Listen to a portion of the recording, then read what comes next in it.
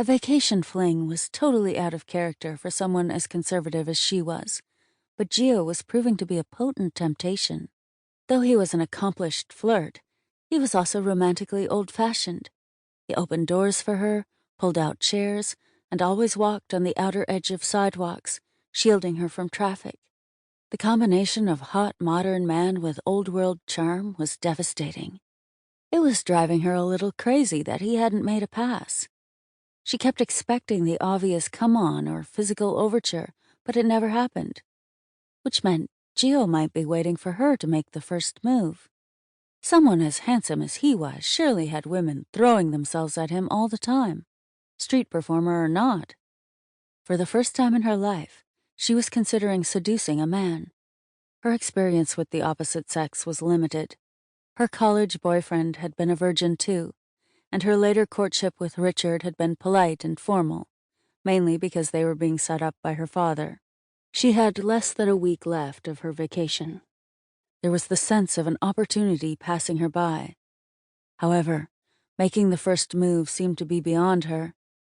The idea of letting him see her naked was too much of a stumbling block, so one day slipped into the next without anything happening. Now that they were back in Rome, she expected Gio to go back to performing, but he made it clear that he had no intention of abandoning her to her own devices. Other than a few hours each morning, he devoted every day to her enjoyment. Together they toured the ancient ruins of the Palatine Hill and the Roman Forum. He even arranged for an exclusive night tour of the Colosseum, a special privilege granted to them because, of course, he knew someone who worked there. On one of those solo mornings, she rolled out of bed late and had a leisurely breakfast before heading to the lobby to wait for Gio.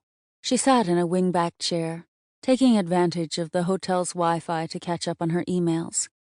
Her phone's reception had been terribly spotty, so she hadn't filled Kelly in on recent events, including what was going on with her travel companion. Kelly was going to have a fit when she read her message, especially if Sophia didn't chicken out and actually slept with Gio. She could practically hear her best friend egging her on to have the affair, although honestly that had been going on before she'd broken up with Richard. Kelly wasn't a fan of her ex.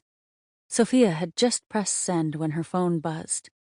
Glancing at it, she frowned at the ID and declined the call, texting a terse reply instead. A deep, smooth voice startled her. "Who keeps calling you?"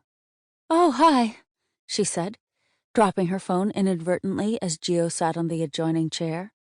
She picked it up with a quick grin and gave him a discreet once-over. He was wearing tan chinos and a long-sleeve button shirt with his trademark mirrored aviator sunglasses. Every time she saw him, he was dressed more and more conservatively. It was a good look for him. Of course, he could make a potato sack sexy. "It's nothing," she said, tossing the phone in her purse. "What do you have planned for today?" she asked brightly.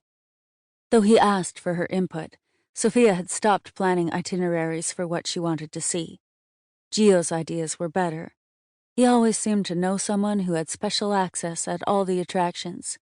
They got exclusive tours at all hours of the day and night, sometimes even after the site had officially closed, and he always knew the best places to eat. Sometimes they ate at homey restaurants that served the best regional dishes. Other times they walked blocks out of their way to find some hole in the wall that served awesome street food, like the fried cod they'd had the other day in the Trastevere neighborhood. Gio leaned in with a gleam in his eye. "I found the pensione your mother stayed at when she was here, the Valeria. I thought we could start there and then wander to the Piazza Navona for lunch. Afterward, we can hit the Pantheon and the Trevi Fountain before we stop for some sfogliatella at my favorite bakery." Tears stung at her eyes, and she turned away to compose herself. The other day she had randomly mentioned the name of the pensione her mother wrote about in her journal. That he remembered and found it was incredibly touching. "That sounds perfect," she said, her voice husky. The expression on his face warmed before clouding over. "Before we get going, there is something I wanted to speak to you about, something I've been meaning to tell you for a while."